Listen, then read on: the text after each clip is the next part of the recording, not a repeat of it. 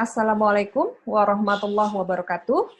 Jumpa lagi bersama saya, Ibu Zulfiani, yang akan menyampaikan materi perkuliahan kita hari ini sebagai pendahuluan pada mata kuliah perencanaan pembelajaran biologi. Ya. Sebagaimana kita ketahui, bahwa suatu kegiatan tentu saja tidak akan sempurna jika tidak ada sebuah perencanaan. Tentu apalagi kalau dikaitkan dengan pendidikan, di mana aktivitasnya tentu saja harus efektif.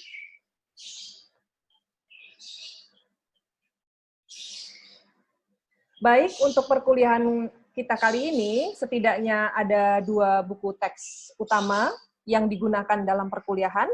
Yang pertama adalah dari bukunya Ahrens, Learning to Teach, dan yang kedua, karena mata kuliah kita terkait dengan konten biologi, maka saya menggunakan juga, selain buku Ahrens, adalah buku dari NSTA, Biology Teachers Handbooks. Ya, jadi dari 2 buku ini dan berbagai buku apapun Anda masih bisa gunakan, sehingga masing-masing akan memberikan suplemen yang akan menguatkan pengetahuan Anda.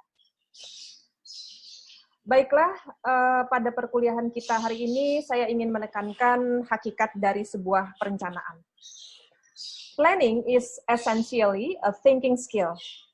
Jadi menurut Scrivener, ya, bahwa planning is imagining the lesson before it happens. Jadi dengan demikian, sebuah proses perencanaan itu sebenarnya sebuah keterampilan berpikir. Mengapa?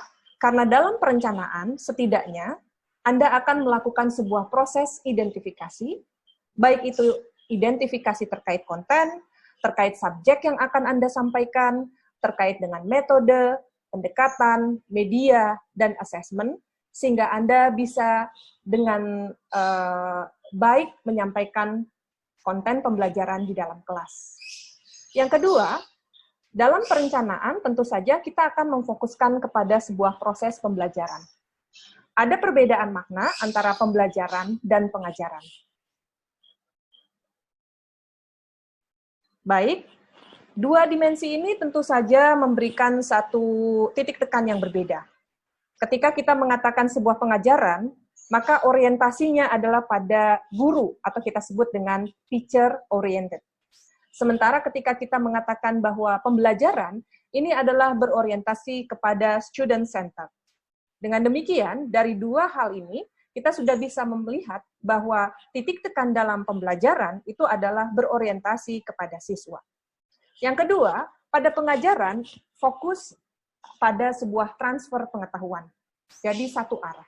Sementara pada pembelajaran, berfokus pada siswa, dalam arti siswa dalam makna yang lebih luas. Antar siswa, kemudian bagaimana siswa dapat mencapai kompetensi yang diharapkannya dalam sebuah pembelajaran. Yang ketiga, kegiatan belajar tentu saja terjadi jika ada guru atau pengajar. Sementara pembelajaran tentu saja dapat berlangsung ada atau tanpa hadirnya seorang guru. Dalam arti, dia bisa dilakukan di luar kelas ataupun di dalam kelas. Baiklah, dalam buku Ahrens dinyatakan bahwa setidaknya ada 3 tugas utama guru, ya. Yang pertama terkait dengan leadership, ya, Yang kedua terkait dengan instruction. Oke, saya kembalikan dulu. Yang pertama terkait dengan leadership, yang kedua terkait dengan instruction, atau kita sebut dengan pengajaran, dan yang ketiga adalah organisasi. Ya. Baik, kita akan bahas satu persatu terkait dengan 3 fungsi guru, atau 3 tugas utama guru. Yang pertama adalah terkait dengan leader atau leadership atau kepemimpinan. Bicara tentang kepemimpinan, bahwa tidak bisa lepas bahwa seorang guru dituntut bagaikan seorang pemimpin, di mana pemimpin dalam hal ini mampu melakukan sebuah perencanaan, mampu memberikan motivasi, dan mampu melakukan koordinasi pekerjaan, ya, di antara individu, dan baik mereka itu bekerja secara mandiri. Dan yang keempat, seorang pemimpin tentu saja diharapkan mampu membantu, meng-guide, ya, memformulasikan tujuan-tujuan yang penting. Ya. Baik, terkait dengan tugas utama guru yang kedua adalah instructional. Ya. Bicara tentang instructional, Aaron mengatakan setidaknya ada 3 cara pandang pengertian dari instructional. Yang pertama adalah dikaitkan dengan model of teaching.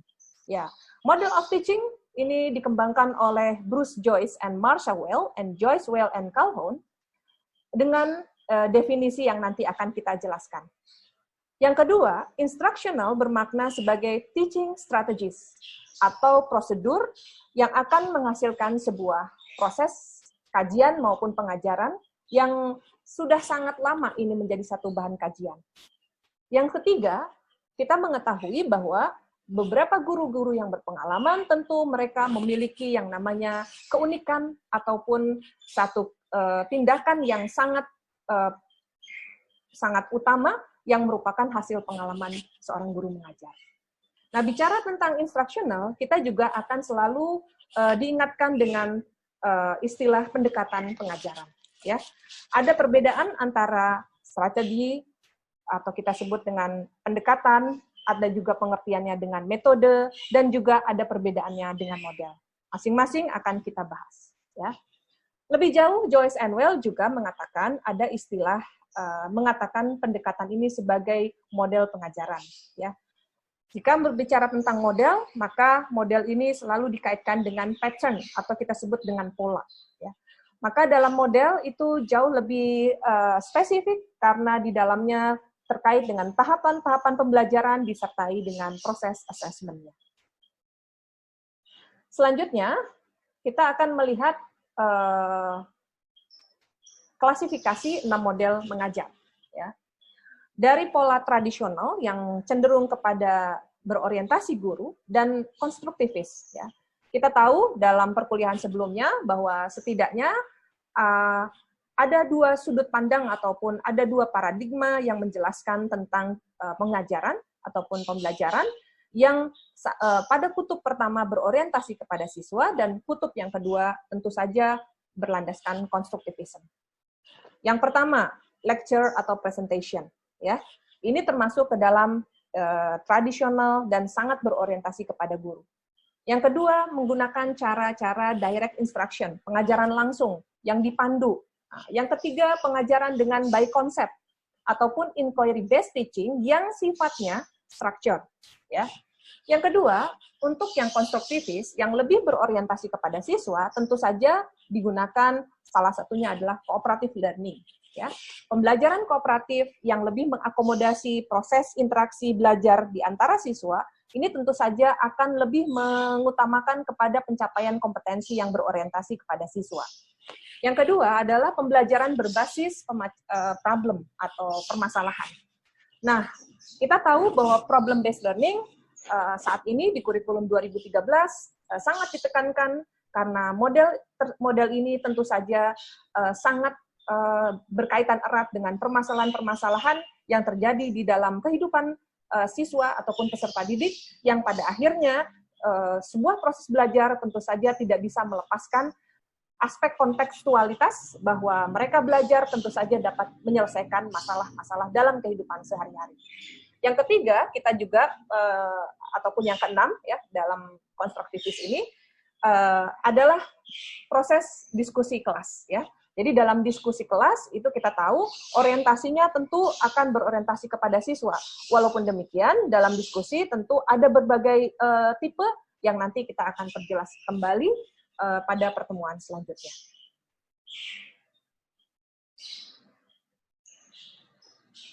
Baiklah, kita akan lanjutkan tugas pokok dari seorang guru. Yang ketiga adalah organisasi. Ya. Tadi yang pertama adalah leadership, ya terkait dengan kepemimpinan, bagaimana dia mampu merencanakan. Yang kedua adalah terkait dengan instructional, kemampuan bagaimana seorang guru menyampaikan pengajarannya. Yang ketiga adalah kaitannya dengan organisasional, atau seorang guru tentu saja dia tidak bisa lepas di mana status yang bersangkutan adalah bagian dari satu sistem. Jadi ketika di sekolah dia akan menghadapi unit-unit ataupun unit satuan lainnya seperti bagaimana berinteraksi dengan guru, bagaimana mereka punya aturan-aturan yang terkait dengan kependidikan, dikaitkan dengan pimpinan ataupun kepala sekolah, atau berbagai unit lainnya. Ya. Tentu saja yang harus kita perhatikan adalah dalam sebuah pekerjaan ataupun di dalam sistem sekolah, tentu saja ada norma-norma yang tentu harus kita ketahui, dan yang kedua adalah siswa, ya, di mana siswa merupakan hal penting yang harus menjadi titik fokus dalam unit bagian organisasional kita sendiri. Dan yang terakhir, bahwa terdapat aspek yang unik di dalam sistem sekolah adalah keberagaman. Ya, keberagaman ini menjadi satu aspek yang tidak boleh kita lupakan. Ya. Kemudian, dengan demikian, maka dalam perencanaan, Ernst menyatakan setidaknya ada 3 komponen yang perlu diperhatikan. Yang pertama adalah tujuan. Nah, tujuan, saya menyatakan kepada Anda bahwa tujuan ini berkaitan dengan apa yang akan Anda sampaikan, ya, konten, baik itu model, ataupun media, ataupun assessment, ataupun capaian kompetensi yang menjadi fokus titik utama materi yang akan Anda sampaikan. Yang kedua, setelah Anda mengetahui secara menyeluruh terkait dengan tujuan itu sendiri, maka Anda harus menentukan tindakan. Ya, tindakan itu berarti action. Setelah Anda menuliskan serangkaian tujuan-tujuan yang akan Anda lakukan, yang kedua adalah melakukan tindakan. Ya, jadi tindakan ini tentu saja kita sebut dengan sebuah proses pembelajaran atau acting.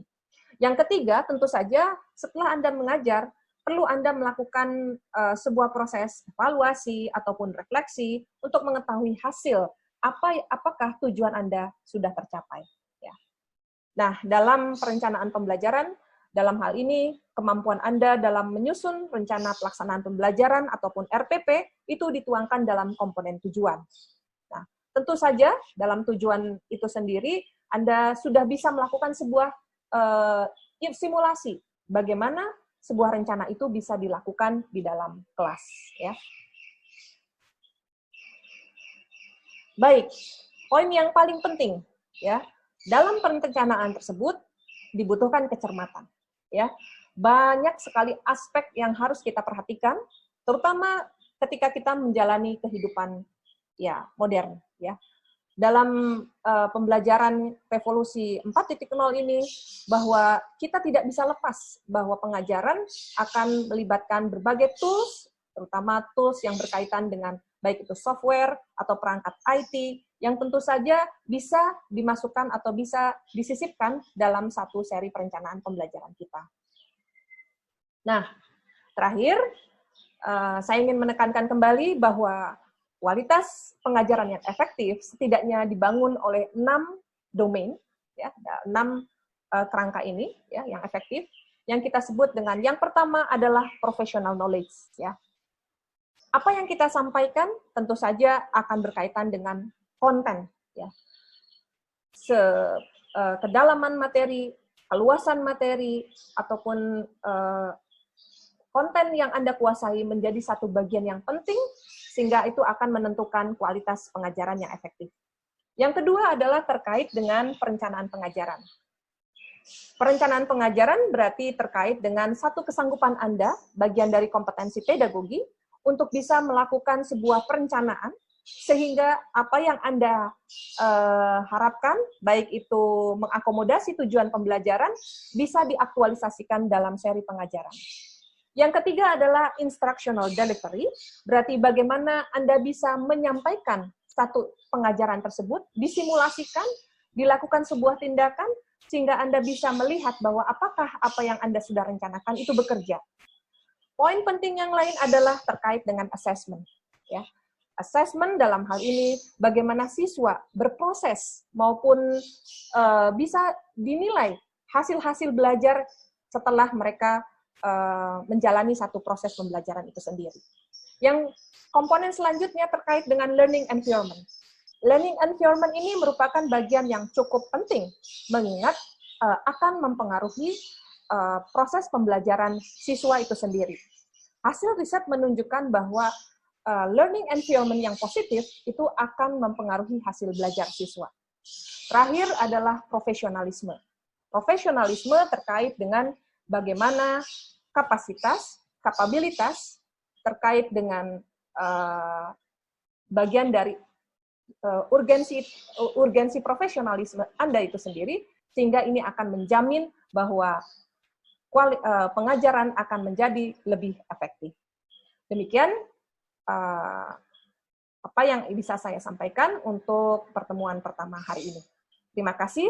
Assalamualaikum warahmatullahi wabarakatuh.